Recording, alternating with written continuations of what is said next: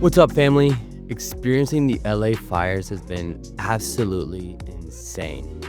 Today, I interviewed a Los Angeles business leader that has come through and responded in unimaginable ways. This episode isn't just good for a local business leader. It's great for any person, leader, brand, or company of any size on how to respond both personally and from a business standpoint when we experience mass tragedies and natural disasters. It's a story of adaptability, flexibility, and vision. You never know what life will throw at you and or your business. And the ability to adapt and pivot is critical to survival and success. Savannah Macha is founder of Moss Venice. She's a visionary entrepreneur and a true force of nature when it comes to conscious leadership and building community.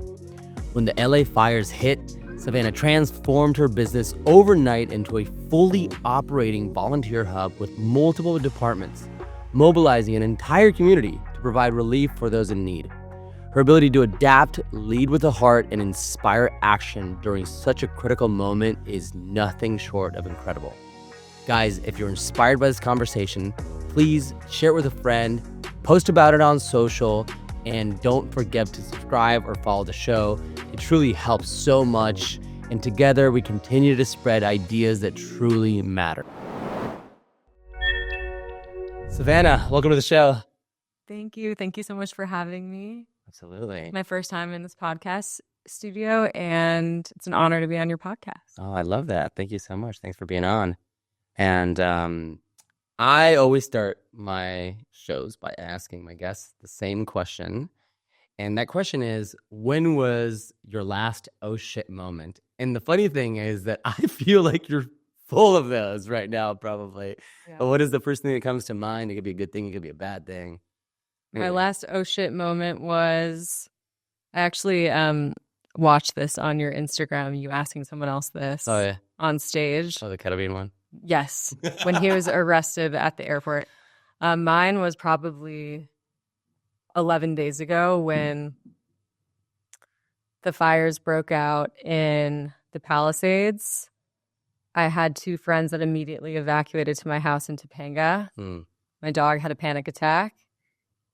Drove down to San Clemente, called my dad, went to Mission Viejo, signed into a Home Depot Plus account, and didn't know what was going to happen with this, didn't know how, didn't really tell anybody. I just purchased items to turn Moss into a bunker in case people needed to come and stay there. Into a bunker. So it was like a fight or flight moment that I just fight when those kind of things happen, and turned around, went back into the fires into Los Angeles, and a lot happened after that, but that was a moment. Yeah. Wow, what a moment. You were evacuated as well? I was not evacuated, Oh, wow. Okay. But I was walking my dog around like 10:15 a.m. that morning, so I saw the very first fire break out in Palisades. Yeah. And I watched it for about 45 minutes and sort of just like immediately pivoted. I had a dream a month and a half ago that I had to protect people underneath white sheets in a bunker. And there was an alarm that went off in the dream. And when the alarm went off, everyone had to go back under these white sheets. So that was right when our new president-elect was elected. So I woke up covered in sweat and I didn't know what was going to happen, but I knew that like the word apocalypse came to my mind. Wow. So it was sort of like a foreshadow for this. Yeah. So in a way, I feel like I was like subconsciously prepared. Whoa. I just got goosebumps. Yeah. That's wild. And I mean, I come from, I have a background of relief from pandemic. So for like 2.5 years, we were kind of operating at this frequency.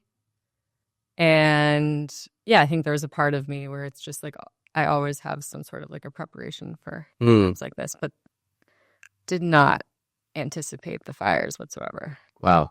Yeah.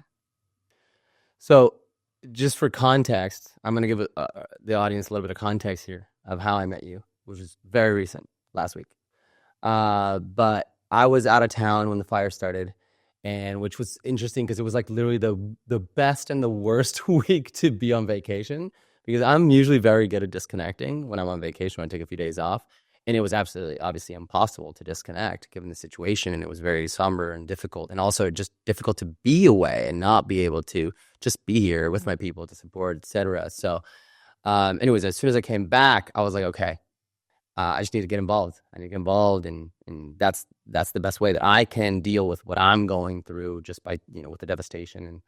And actually here at the Kin was one of the first places I got involved. We were building air filters for kids in schools, and then I was like, okay, what are other places and organizations that are doing stuff? And all of a sudden, I started seeing a lot of people posting your business, Moss Venice, on their Instagram, and I was like, oh, this must be like a support center or something. And so I asked a friend of mine on Instagram how to get involved. She sends me this spreadsheet, and I look at the spreadsheet, and I was like, holy shit! Like, it was like all these tabs and all this organization. I was like, oh, this is clearly a very well organized support center. So anyway, I signed up. I went to volunteer, and I ended up meeting you that day. And I actually had no idea that you were not a support center, that you were actually a business, that you turned and pivoted.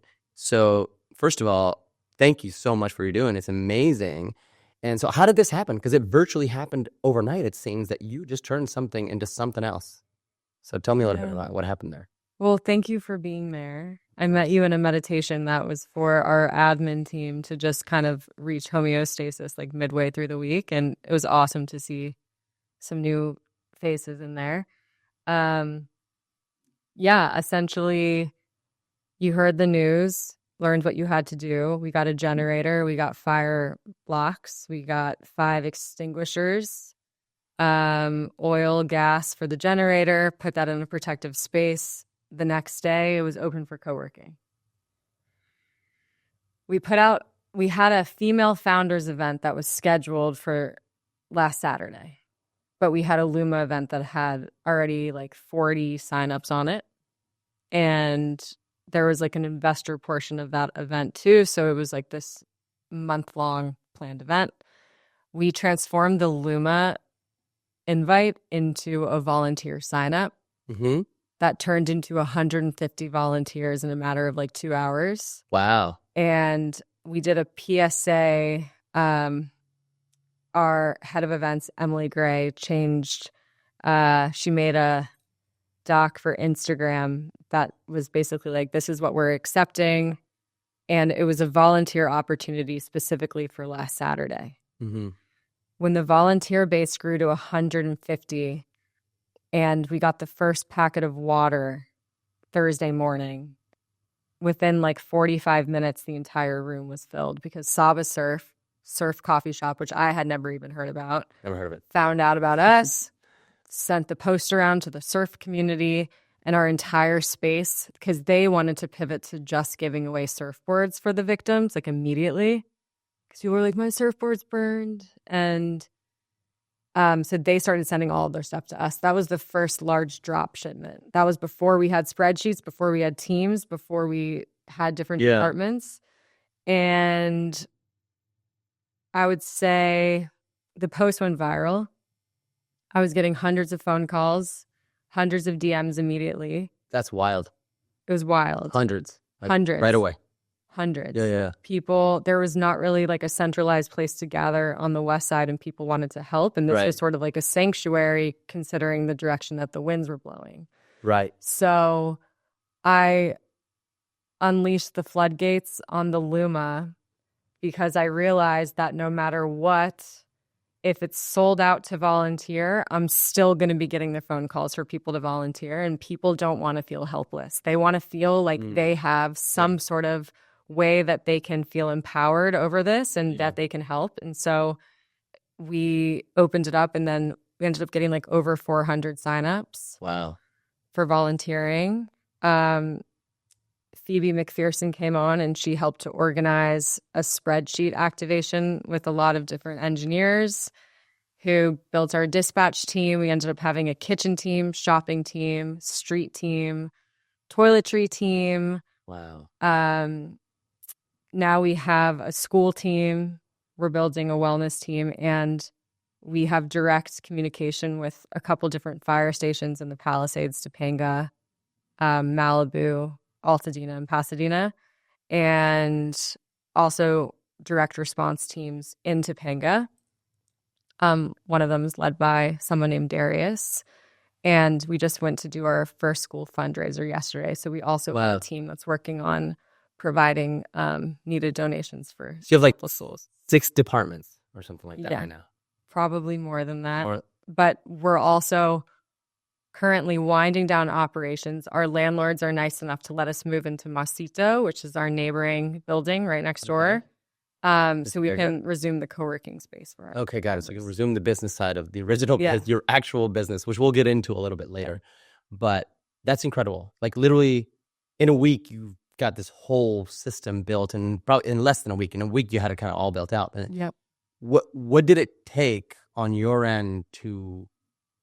Because I don't know if that, like, obviously you weren't thinking about it that way. You were sort of just ready to serve and to help, from what I understand. And what did it take though on your end as the founder, as the leader there, for that to all unfold? Did it have to do with sort of seeing who was talented at what and being like, okay, or we need it this way, and that way, or you're pulling from another experience that you had? But how did it get so organized so fast? Yeah, that's a great question. I think that we have incredible people in our community in general, and when there's a natural disaster like this where people have to act quickly and fast, every single person is so willing to jump in and help, and that means applying their skill sets to what they're going to help in and understanding what their skill sets are not. So that happens so quickly. Yeah. And people are so eager and willing to take direction, which was extremely helpful. Yeah. There's times when I was there and we were piling up with bedding from like day 2, and I was like, everyone needs to move. This is a fire hazard. Get the stuff out, clear out these. And I had to make one announcement. It was before our Slack blew up, and the rows were organized and the stuff was taken out, right? For example, like Mudwater shipped us like 250 backpacks. We didn't have capacity, so we shipped it to a school. They were all given away, including like 300 water bottles in a matter of like 4 hours. Yeah. So there's always a place and there's always a need. And I would view that the same way for the volunteers. Someone named Leah came onto the team, and she helped us build the Slack channel, organize all the departments. Yeah. Someone named Justin took control of the dispatch department, and there was no complaining. There was no, the disaster was happening too quickly for people to operate in any other way than like emergency operation. Yeah. And so it was like, okay, we had people that were providing meals, healthy meals. Every single brand that I could think of in this area came out immediately and was like, we're going to provide broth, we're going to provide salad, we're going to provide drinks. We just reached out to Red Bull today because we know that the front lines are going to be active until like first week of February. And so we reached out for 1,000 to 2,000 cans of sugar-free Red Bull. And we experienced that firsthand, which was important to go out and see and experience and talk to the firefighters and the first responders and see what they need. And based on that, you make a decision and you send a message each day, updates to the chats, making sure that you're only sending certain messages to certain departments because you don't want to alarm. And going back to the ethos of Moss, which is our goal is to ensure that people feel better leaving than when they enter.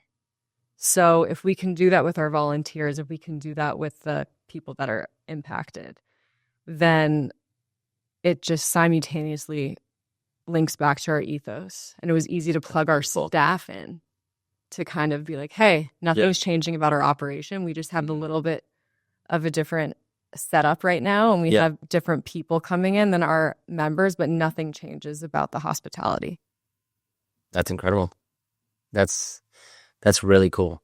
That's really cool how you're able to just adjust and be flexible and adapt. I mean, obviously, to be a great leader, you have to have flexibility and adaptability, and I feel like you did that in such a good way. And then you have to be able to figure out and find that talent. And like you said, what are people good at and what are they not good at, right? Mm-hmm. What's up, guys? I hope you're enjoying the show. If you love the show, please share it with a homie. It would mean the world to me. Also want to let you know that you can check out sebastiannam.com for more resources like this, and also www.goglobal.agency, a digital marketing agency that's end-to-end, helping purpose-driven and mission-driven brands scale their impact. Again, that's goglobal.agency or sebastiannam.com. Please hit me up straight up on Instagram, DM me, ask me questions. I'd love to connect with you and see what you thought about this episode or other episodes and what you want to hear more of. Much love. And people want to help in ways that they're actually not so good at sometimes. Totally. Right? And so you have to empower them to help in the way they are good at. Understanding that, like, during a typical week, I might need to be there and I should be there. And understanding that during this, there's times that I needed to take my foot off the gas. Yeah. Because if I'm not showing up with my glass half full, then what am I giving? That's really important. Being on 400 phone calls, if I started to hear like a tone in my voice being like, all right, this is a time that I'm going to delegate to G, or I'm going to delegate socials to G, because who's a really good friend of mine who came on to help right when I needed it. And that was something that was, just a godsend. But if I should not be giving attitude to anyone who's been affected or trying to help. Yeah. Yeah. Exactly. So it's like, these are the ways that you have to pivot in a time of crisis. Yeah, that's incredible. So I'm sure you've now heard all kinds of stories of resilience and collaboration and loss and coincidences. Like, are there any stories or a single story that kind of sticks out that you're like, that story just stuck out over the last week? I think there's been so many because we see it from so many different angles.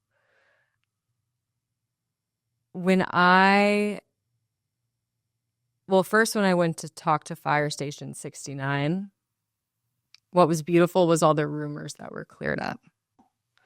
There's a rumor that there was a family that lit a fire on January 1st, and the embers relit a fire a week later right on the Palisades mountain. And the firefighters told me that that's not confirmed, and it would help them if I helped to spread that truth. Interesting. There's rumors about rebel brigades and what they do and what they don't do. And so just having that interconnectivity and that communication channel opening up between our small community that's at the bottom of this mountain to the people that are on the front lines was really, really eye-opening and enlightening and informative. And it also spoke volumes of, if we're posting and we're speaking to the public, what are the type of things that we should be saying that are going to help people the most? And what should we refrain from saying? Because it's just going to be a distraction. Yeah. And there's so much distraction. And so it all just comes down to like the core of like what's helping and how can we possibly do the most impact. But our volunteers share stories every day because they're the ones that are really going into these deep conversations with a lot of the victims who have lost everything. Yeah. And I think the most miraculous part about all of it is between the people that are calling, DMing, coming into our space is the positivity in the air right now. Yeah. It's like people are viewing this as a clean slate, and the perspective totally blows me away. It does. Yeah. It's unbelievable. I just ran into a man in my building yesterday. It was the first person that I met that's moved into my building from someone who lost a home in the Palisades. And we were just chatting in the elevator. And just his perspective. And again, I don't know if it's still shock or whatever it was. I was like, this man has a positive outlook on life right now, And by the way, I told him about you guys and kind of send him your way. But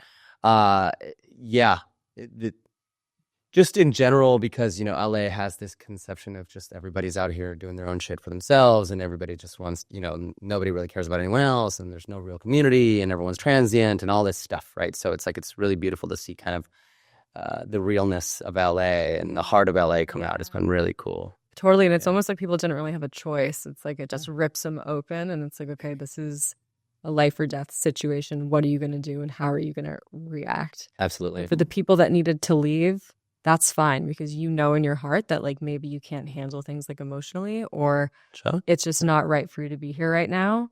But for the people that showed up, it was like, what is the best way that I can serve? Yeah. And there was no ego involved. Totally. And that was, I've never seen community like that in 5 years of living in LA.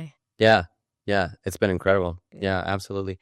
How do you feel that businesses in general should respond during a time of crisis? Is this do you feel that you've got this blueprint of how it should be respond, or really not everybody has that opportunity to respond that way? There's also national brands or international brands. Do you feel like there's a way that brands and businesses should respond when there's crisis like this? Yeah, that's a great question. I don't think there's a blueprint for any disaster or any business. Mm-hmm. And I did what I felt and have had experience doing best with the physical space, both like in my personal life and in my professional life, because it's essentially a live workspace. It used to be a residence before we moved in, and combined with Winston House. It was like the original Winston House where the founders were living upstairs. So it had previously been a bedroom, and that was a blueprint that I saw. So it was very easy for me to make that decision. And to be honest, we didn't initially do outreach to a lot of brands. It was all about receiving. Yeah. And so they were reaching out to you guys. They're reaching out to us. And the name and the scale of those brands got bigger and bigger as the week went on. And so I'm really grateful for that. I think it's an incredible way to give back and to show how much brands care about their consumers. Yeah. And it's also intertwined with mindfulness based on if the product can help be a stimulant or provide energy for first responders on the ground, for example, who are like requesting nicotine right now and sugar-free energy drinks. Yeah. And so the more brands show up in a time of crisis, I think it speaks volumes for the calmer periods of time. 100%. I think that for whether it's a national, international brand, when it comes to crises, just tragedy, whatever, it's such an opportunity for brands to first show their true colors, right? Secondly, come out and sort of do the right thing, right? And support in any way you can. The thing is, the people that are directly affected will never forget those brands and those companies that came out and supported them and had their backs. And then everybody else around the world that's watching, that sees it, they also don't forget that either. And of course, it is the right thing to do, in my opinion, in the way how I see business. And it's funny, it's also good for business, right? So maybe in the short run, it may be costly, but in the long run, it's actually going to be better for business. So it's interesting for me. That's the way I see it with brands and companies. Like, hey, this is an opportunity. Like, show your true colors, do the right thing, and also like it will actually be good for you in the long run, because people will associate that feeling, that the feeling of the consumer with the brand is going to be a positive association if you really come out and support people. Yeah, and I think I learned the hard way working in nonprofits and in healthcare, where you are viewing things on a much larger scale, or perhaps like you want to scale to that scale, and change really happens on the community level. So for example, just as a business, we will never forget Boulevard Coffee bringing us coffee without even asking. The volunteers that came without even asking. Local restaurants that just opened, providing lunches for the volunteers to help them fuel. Yeah. And to me, that's what a partnership means. I'm not the type of business to reach out and ask for things. I find our team to be very resourceful. And when other teams and brands and companies kind of jump on that same wagon and they're like, let's divide and conquer and figure out the best ways that we can help, it ends up working just like our Slack channel, right? Yeah. Where it functions like a wheel and everybody plays a really important piece. And yeah, I mean, even just talking about it now, one of the first days that I'm processing it, it's incredible, and I'm not really sure how it worked out the way that it did. It's divine. It's really cool. So going, back to the beginning, I guess, is kind of what's the bottom line of like, what is Moss? What is your business? What was it before it became this huge support center? Moss is a conscious co-working and co-wellness space that was originally intended to sort of intertwine wellness into the membership with co-working. So people have affordable access, but also a luxurious experience being built in a wabi-sabi environment. And then we're also an event venue. So events that are member-led are tied into the membership. And then if they're private events, there's discounts for our members, but there's an opportunity for the community to get involved even if they're not members. Great. And now I heard you say you're building an app too? Our response team from the fires is creating a prototype for an app that will hopefully turn into something more substantial that sort of synchronizes all of the different spreadsheets, all the information, who needs what. There's so much what the disaster is. There's information bias and there's information overload, and people don't really know where to turn to. They don't know what's legit, what's not, what's updated, what's not. And a lot of that updating is manual. So for the teams that are on the ground, for the teams that are behind the scenes, it's hard to consistently update it. And so they're going to be integrating AI tools to hopefully help with that for future disaster relief. Who knows? A totally different business may come out of this, which is exciting. So true. Yeah. For entrepreneurs or leaders in general that are out there listening, what do you feel, what advice would you give on sort of staying agile and grounded and just being open to something that's completely unexpected in terms of pivoting? Yeah. That's a good question. I think for me, it's important to stay regulated so that you can understand how even just your energy walking into a space can affect a situation.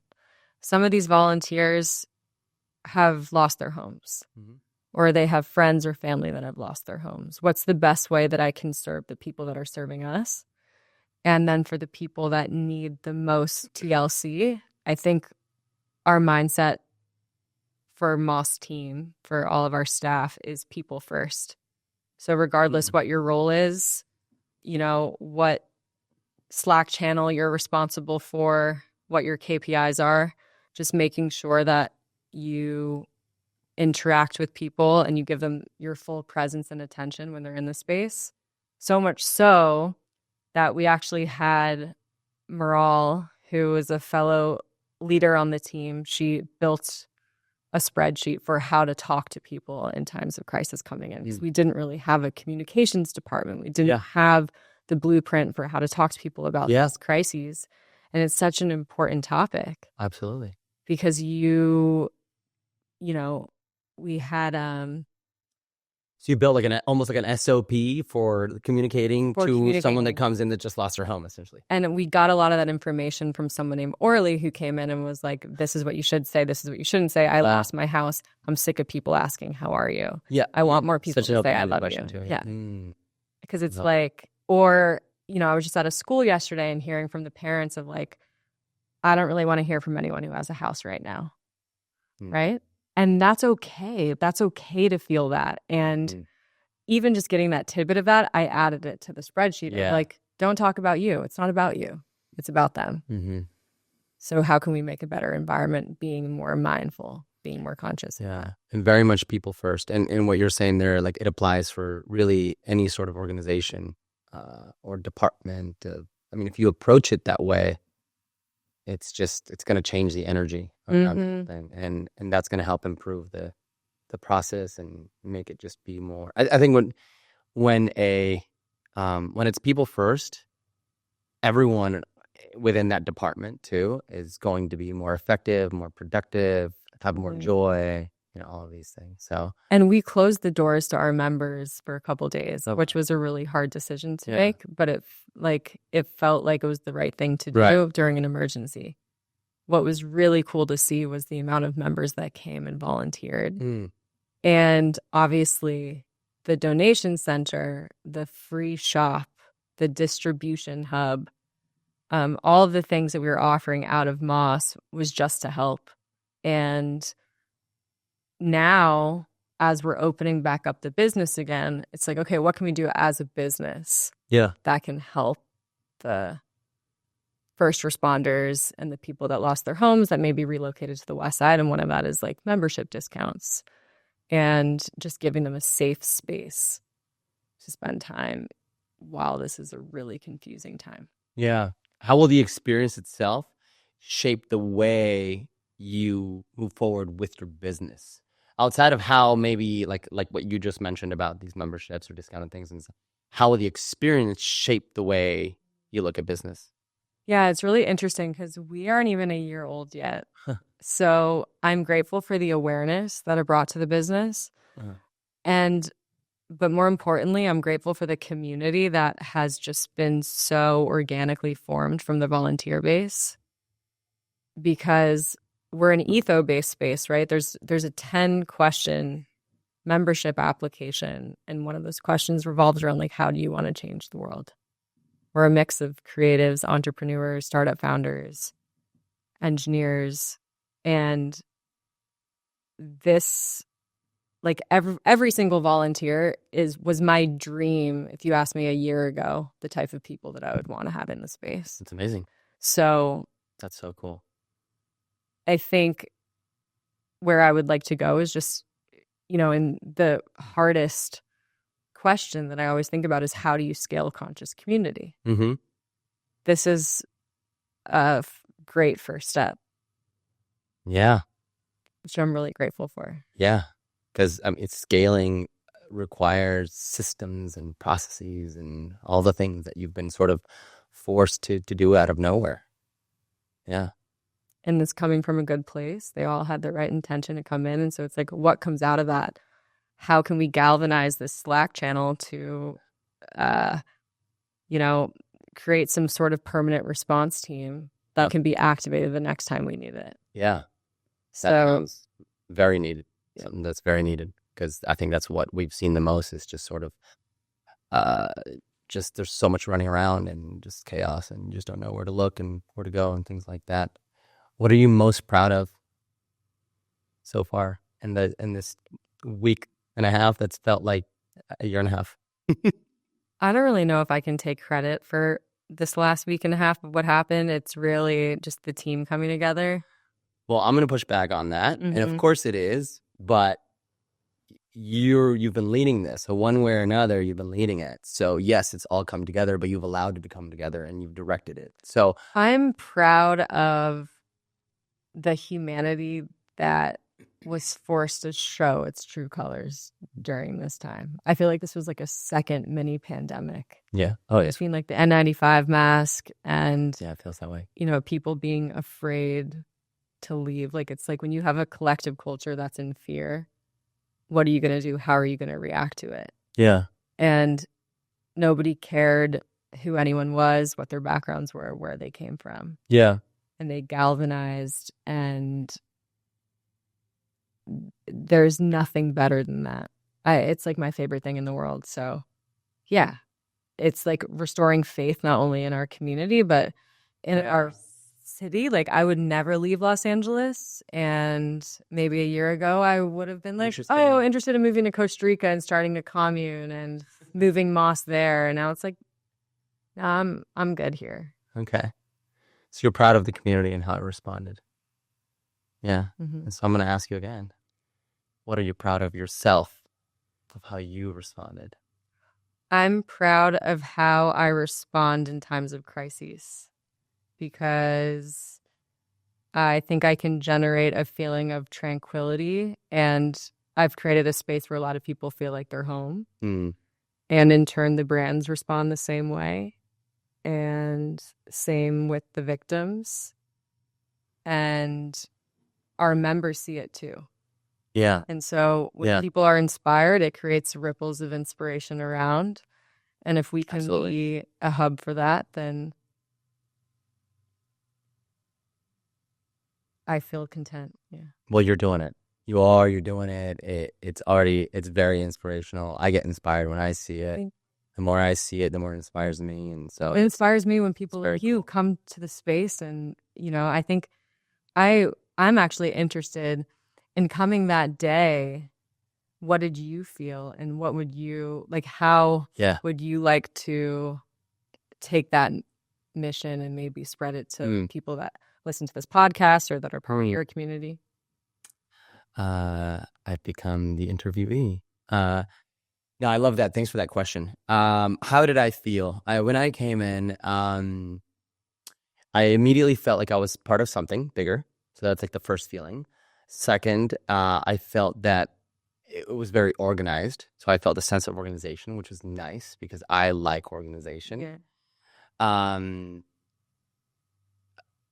Third, I felt very quickly, I felt like a sense of belonging, right? Because, you know, in any situation that's social, regardless whether it's got a good intent or not, you can come in as an outsider and feel like an outsider, whether it's because people already know each other or they're friends or it's cliquey or whatever, right? And it was immediate. It was like, oh, some people had, I kind of asked around, and some people had been there since you opened and worked there since the beginning, and some were members that have been there for a while, and some people it was the first time they were walking in, just like me, but I couldn't tell whose first time it was and whatnot. So I also felt an immediate sense of belonging in community, and yeah, just like overall positive, just good vibes. I mean, it was a beautiful experience to be able to come in and help and continue doing so.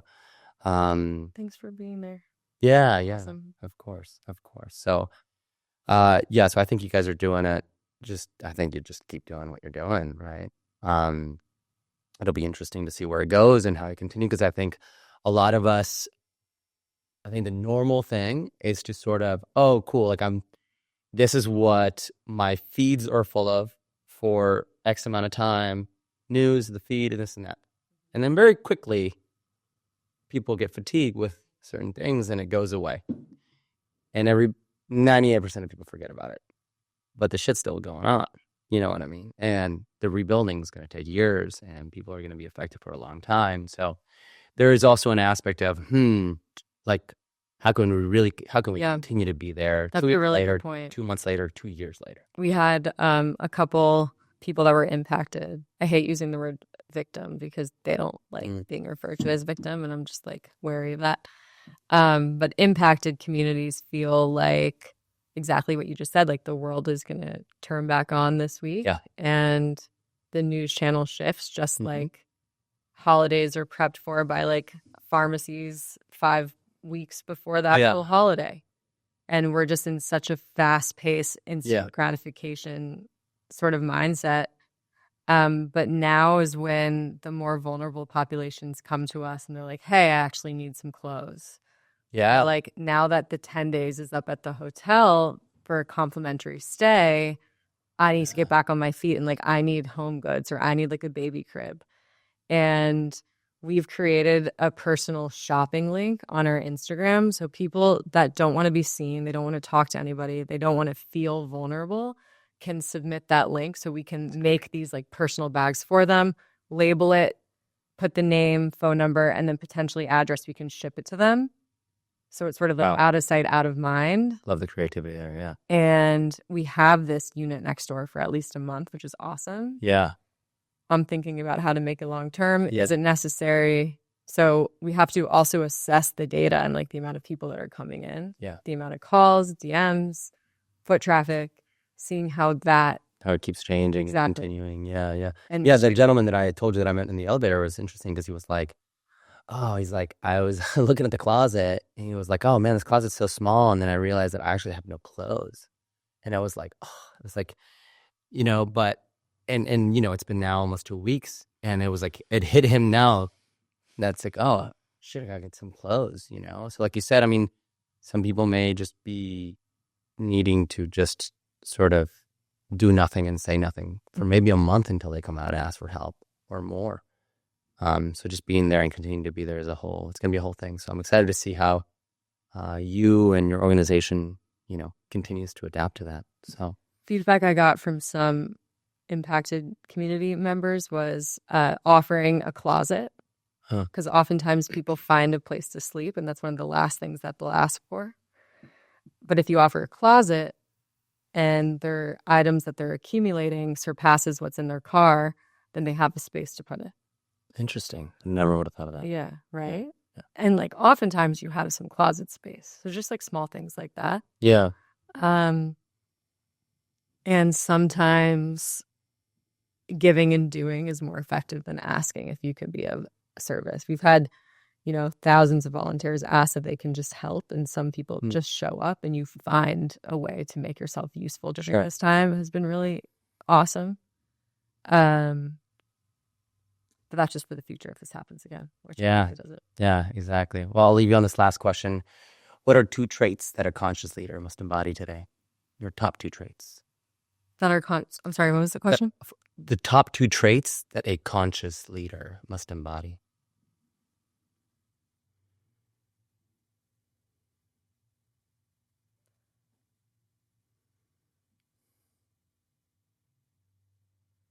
Patience and awareness of what's happening around you.